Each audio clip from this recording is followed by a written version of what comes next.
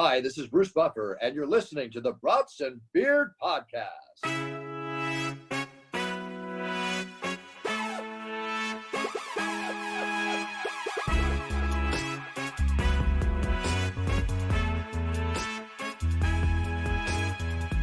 Hello, tailgaters. Welcome back to the Brats and Beers podcast. We are excited to bring you another incredible interview guest today.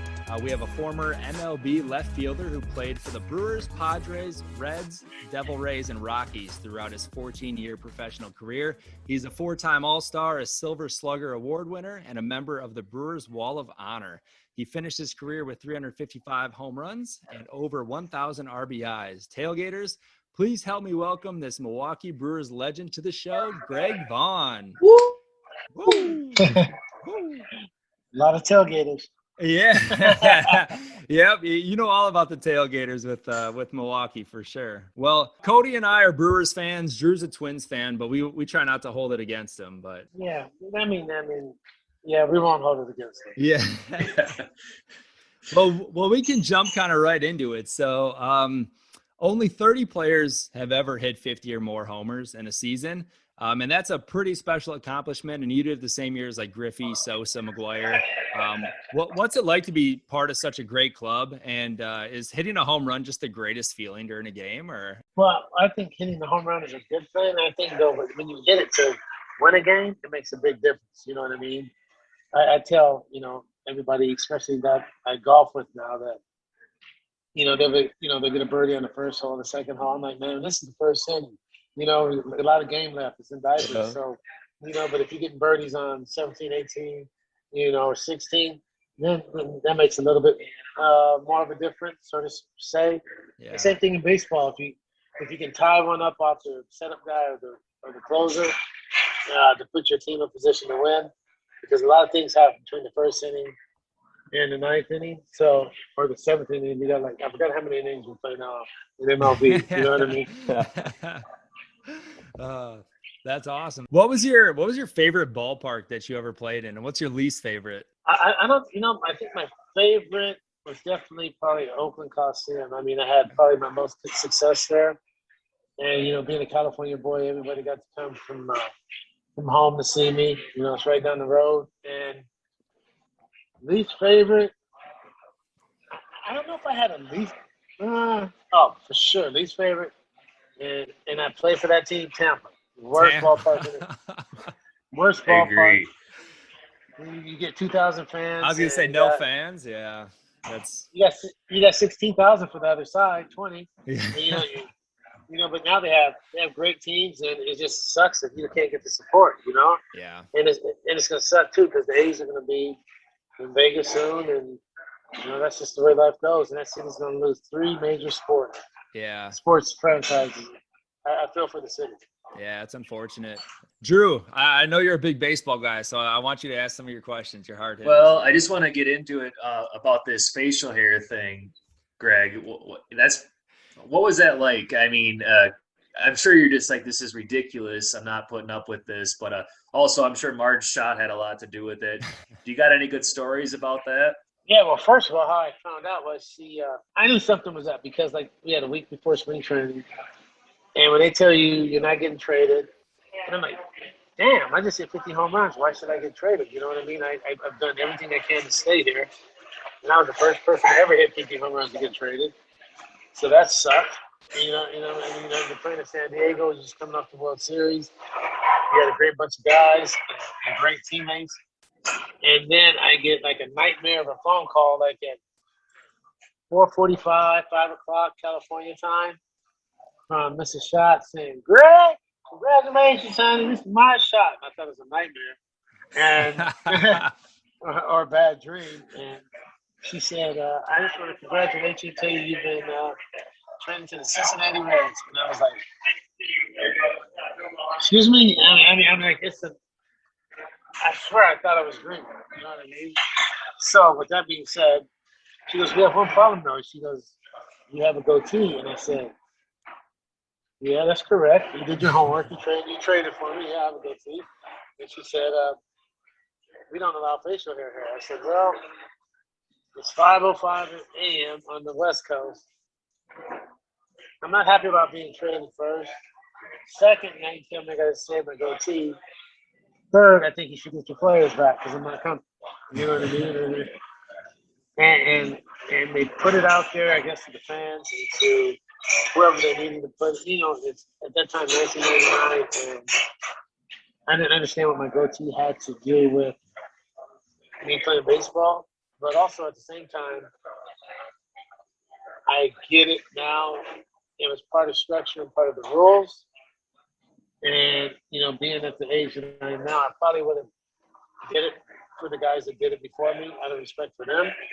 But in 1999 at 5 o'clock a.m., my time, I didn't want to hear it. And I still got guys that come in. I still have guys that come to me all the time. I was in Cincinnati. I'm not Cincinnati. I was in San Diego doing a bottle signing for my wine. And they're playing the Reds. And then I go to Milwaukee doing the same thing. They're playing the Reds. They're throwing out the first pitch. And all the players on the Reds, thank you so much. Thank you so much. Because, but rules, I don't know. I guess, I would tell my kids something different. Rules are made for a reason.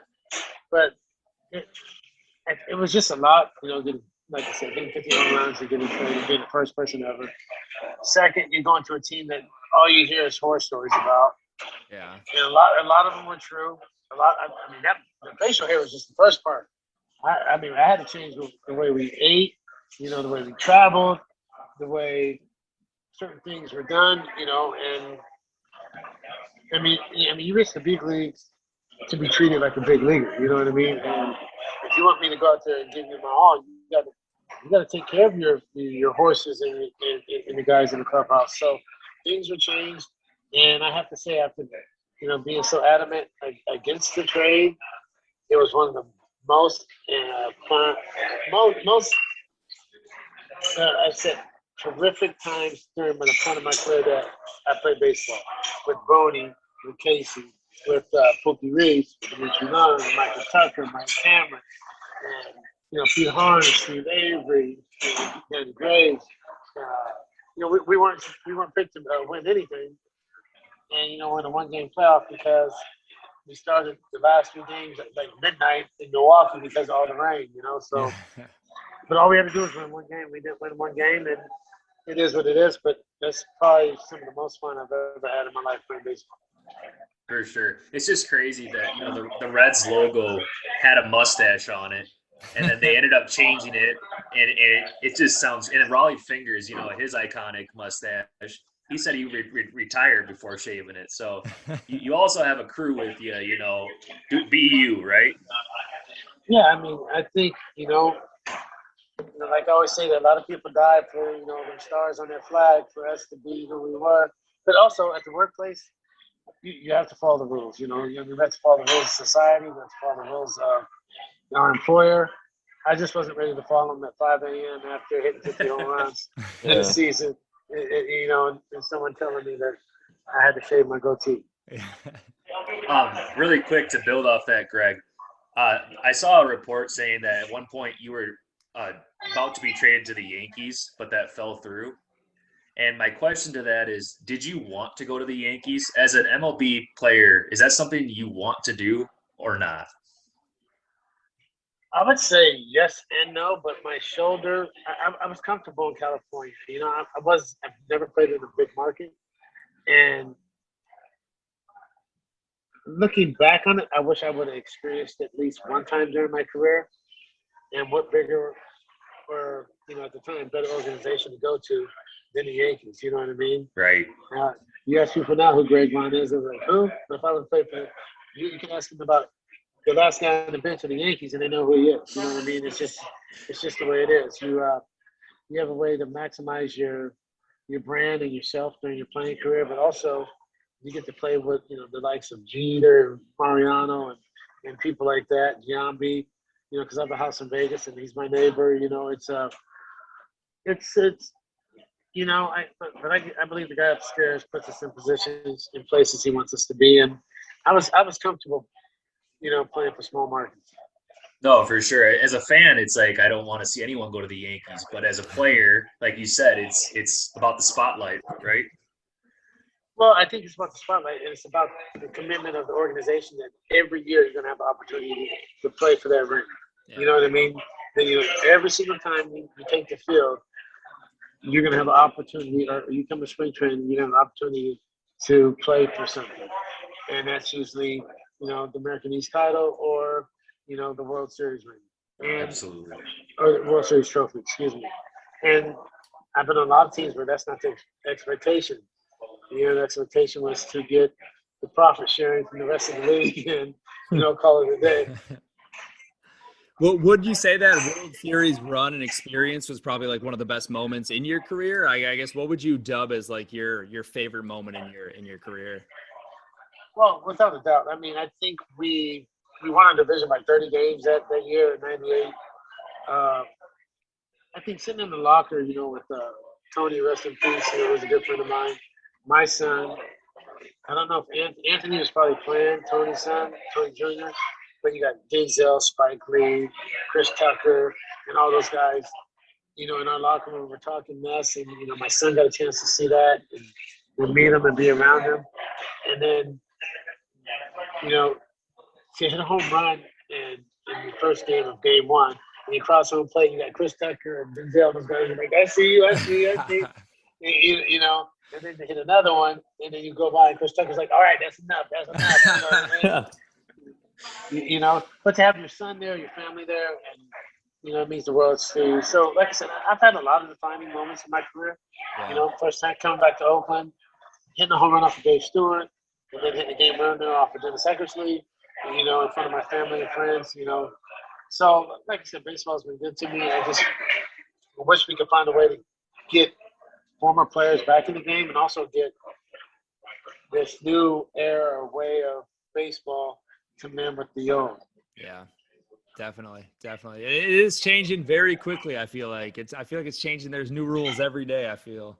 Yeah, the runner starting on second base. Yeah. I thought 7 inning, double headers. Double headers. Yeah. It's like, wild. Yeah, I don't even know what's going on half the time now, man. With Mo Vaughn being your cousin, did you guys have like a family rivalry at all, or? No, Jerry Royster is a cousin. My cousin Ricky Reynolds played in the NFL. We had a lot that played in the minor leagues. I think it was all of us just pulling for one another. You know what I mean? We all wanted us to be good, and we all wanted to win at the same time. But everyone's pulling for everyone, man. We all. If I do good, they do good. If they do good, I do good. And hopefully, I think when you play head to head, I think it was just who won and who did the best, who was paying for dinner. You know what I mean? That's who picked up the check that night. Greg, did you have any superstitions, like game day superstitions? I tried to, anytime I had a good game, believe it or not, I tried to drive the opposite way home and I would drive the opposite way to the game because I know I would have drove myself crazy if I had to do that every single day. If something came up where I couldn't do the same routine, I didn't want to go ballistic in 5150, and that's no intention towards the people that are 5150. But I just think food-wise, Perkins Soul Food. Miss Perkins took care of me when I was a little kid down there in Capitol. Her family, you know what I mean? Every Wednesday I had banana pudding if I was in town. But it was more of what I drank or what I ate was my superstition opposed to putting my socks on. One had to have L, one had to have R, to right and left. No, I didn't do that. Now, I always use my game bat BP because my thing is I had to get my bat ready to go to war every single night, and that's not to take anything away from the Dutchess, but that's how I approach the game. Yeah, make it as realistic as you can, right? Yes, sir. So you're the owner of part owner of Sacramento Republic FC. So how did you kind of get into that venture as far as like being a part owner of a soccer team? Well, like I said, when the doctor slaps you on your butt and you're from South Sacramento, you don't look at too many other people in your neighborhood that own franchises or major league franchises, and I wanted to be one of those guys. I own Restore Hyper Wellness Center. Also, I own a lot of different things. You probably can't say some of them on air because they're still not federally. You know, me and Matt Garza are partners in a lot of things. And Okay. I own my own wine label. The wine's been out, so 23wines.com. Okay. You can get your 23wines.com. You know, my Bonds Valley Foundation, we were able to feed almost 1 million people last year, 10,000 Chromebooks, 15,000 whiteboards for distance learning. You know, my wellness center was able to provide free immune shots to all the essential workers and first responders to try to keep them healthy. So my resume and portfolio is a little bit diverse, and I like it that way. Yeah. And like I said, man, I'm way more busy now than I was in my life. And like I said, I'm going to Mixer Street after I get off the phone with you guys, and I love it. I love the new challenges. I love the fact that, you know, my mind gets to stay active and working. And you know what? I get to meet people like you guys. You know, I mean, it's continuing to grow my, you know, my network as far as meeting good people. And, you know, like I said, I'm all for collaborating. You know, people have ideas and good things, how we can make this not just ourselves. You know, it's not about the money, but it is about the money, but it's also about making the world we live in a better place, you know, and bringing awareness of all types of things that people might not realize. Yeah. I was impressed. I mean, just looking at everything that you're involved with is so amazing. I'm like, how does he have time for it all? But I'm sure you're a very busy man. Well, as we were talking before, all the meetings and everything you've had, I'm like, yeah, that's a crazy schedule, but very impressive. And it's cool that you stay so busy. Yeah, you know, like I said, you know, I don't mind is a good thing. You know what I mean? Yep. I still find there's only certain days. Skin day on Wednesday, Friday, Saturday. It might be tough to find me. We have to find special time slots for those days. Because I got to play golf those days. Yeah. I love it. What's your handicap right now? Oh, I'll never kiss and tell because, you know, I'll go to a different state. They won't want to give me my stroke. Yeah, so, that's true. So I'll never kiss and tell. Well, it's definitely less than mine, so don't worry about that. So next time we're in Milwaukee, we got to play. Hey, I'm down. Do you have a favorite course in Milwaukee? Do you ever play here? Or? Oh yeah, Whistling Straits without a doubt, man. I play Whistling Straits usually 2, 3, 4 times a year. As a matter of fact, I want to bring my golf tournament back to. I have one in California. I'm developing one for my foundation, Bonds Valley Foundation. Yeah. As you know, left field, that's they started in Bonds Valley. Yeah. So, you know, my foundation is part of Milwaukee. But I'm going to do one in Milwaukee. I'm going to have one in Vegas and I have one in California. That's so cool. But, you know, but trying to get sponsorship and, you know, just trying to make change. And, you know, Milwaukee is a part of my village that I'll never forget. I spent my first 8 years of my big league career there. My kids are born there. Yeah. And I have a lot of close friends there. And, you know, there's a lot of people that are very, very important that still live there, you know, in my life. So, you know, if we can find a way to partner and get sponsors out, people have a great time and raise money, you know, I would love to do that in Milwaukee also. Yeah. That'd be awesome. I mean, we'd love to meet you. And then next time you're in town, I mean, play around of golf or even help support any way we can. If it's pumping it through our social media or something, we'd always love to help out any ways we can for any of your ventures that you got going on. Drew, Cody, do you guys have some more questions? Otherwise, we can do a little rapid round of questions for them. I just got a quick one for you. Did you go to any of the finals games? Oh yeah, I was in Milwaukee. Look at my Greg Vaughn 23 Instagram. I was there. I was there for sure. I was not going to miss that. I mean, the city of Milwaukee was crazy, man. I mean, the way the city has changed since I played there. I mean, it's awesome. I told California, I told Sacramento, my hometown, we better catch up. You know what I mean? I mean, we're the capital of California. We're way behind Milwaukee and Cincinnati. We better catch up. Yeah. Milwaukee showed up. Milwaukee showed up for sure. But that's one thing about Milwaukee. I mean, they love their teams and they love their players and they love their, you know, their sports. And But not necessarily just the scene inside. The scene outside was incredible, man. And I'm so happy for the city of Milwaukee. I'm so happy for Giannis and all the Bucks players and fans, and just like I said, the city of Milwaukee. I mean, especially with the times that we're going through now, we need sports and things like that to bring people together. And it's hopefully I'll get to enjoy that one time in Sacramento before my Kings. While I'm still alive. While I'm still alive. Yeah. Well, I think anybody in Milwaukee is always looking for an excuse to drink, so I think that sports definitely helps that motive. Yeah, I don't even think they need an excuse. That's No, You just got to they drink. really don't. Well, I have a couple like rapid questions for you if you want, some either ors and just like some favorites I can run through quick here if you want. Let's do it. So beer or wine? Considering I'm gluten free now, I can only drink like a quarter beer. Wine for sure. Wine, okay. Brat or burger? You guys are gonna hate me for this too. Burger. That's fine. That's fine. I'd probably say the same, honestly. Because I never got used to, the brats, and then my buddy I met, he boils them after he cooks them, and his tastes different. Okay. They look like they were still alive though. When we used to bring them to the clubhouse.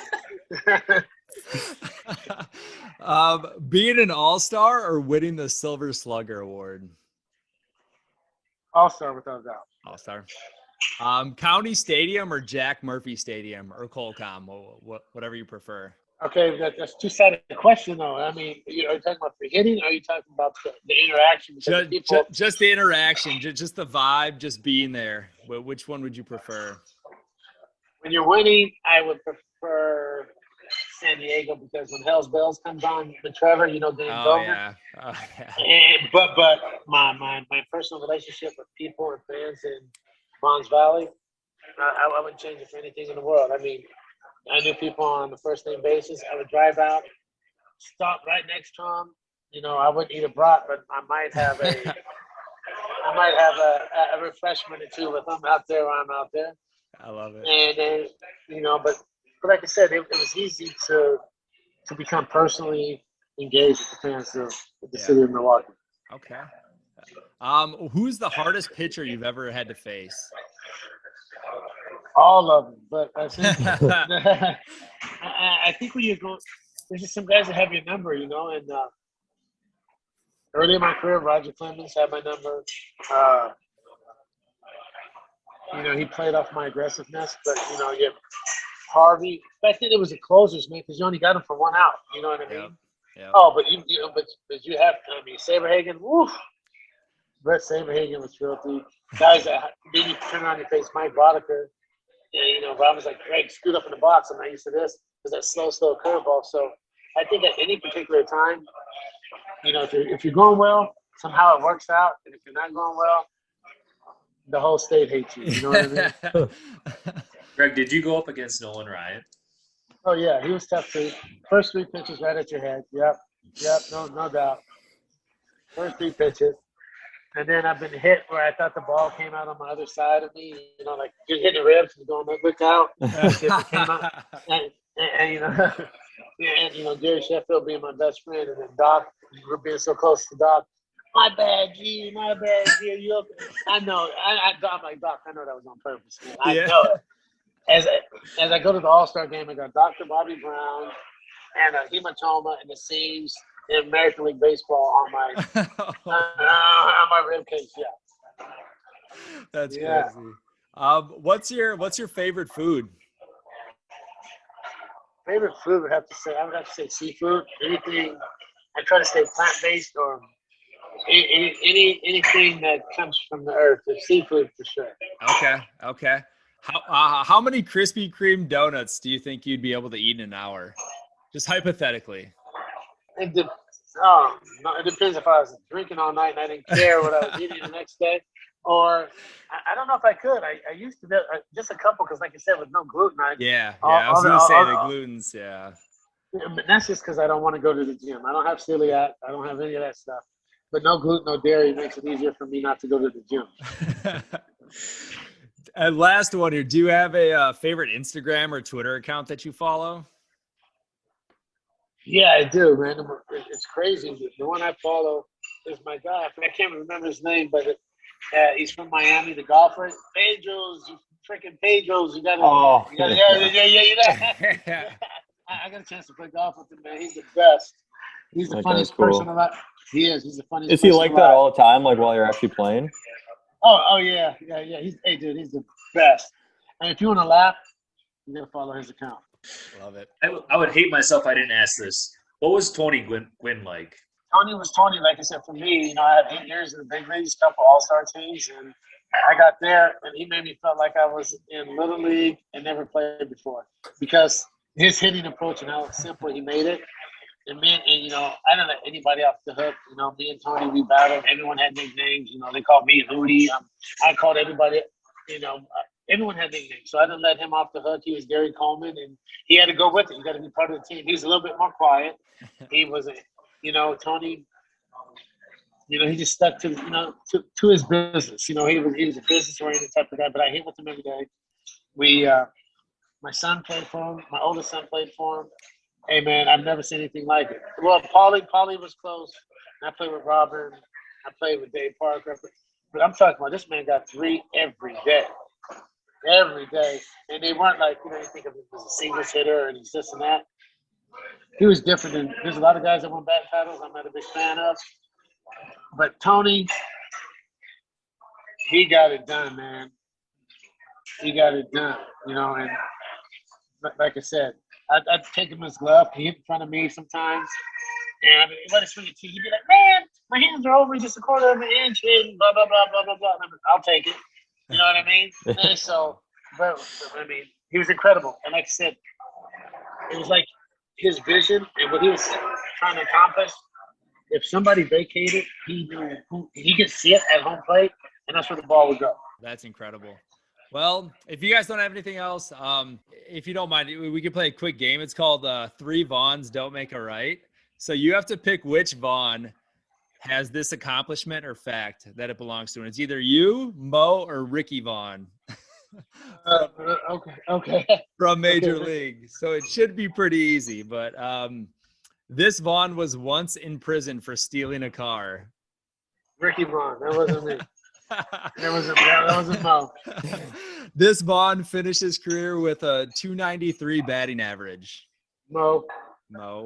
This Vaughn holds the nickname Wild Thing. Ricky Vaughn. Pretty easy. This Vaughn refused to shave their goatee when joining a new team once. Yours truly. This Vaughn was born on December 15th.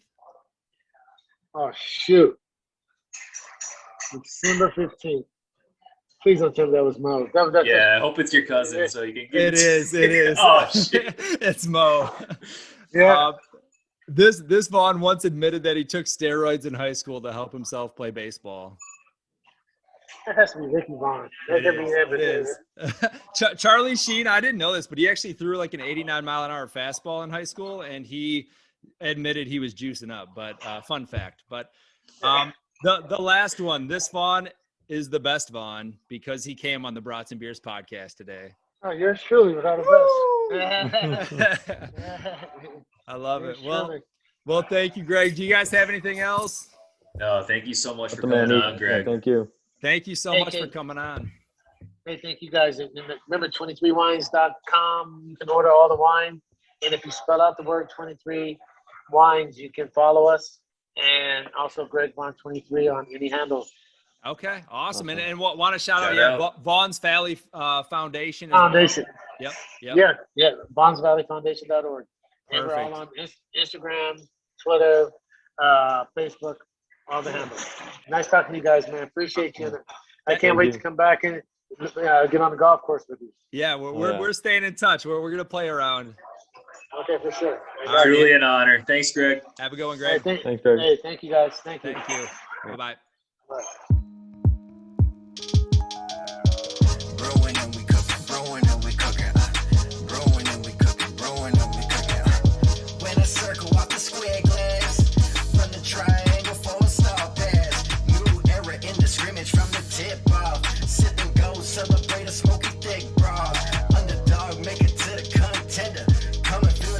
When you're straight fender benders, stopping in the octagon, swinging in circles, Research the game like your name Steve Urkel. This game time.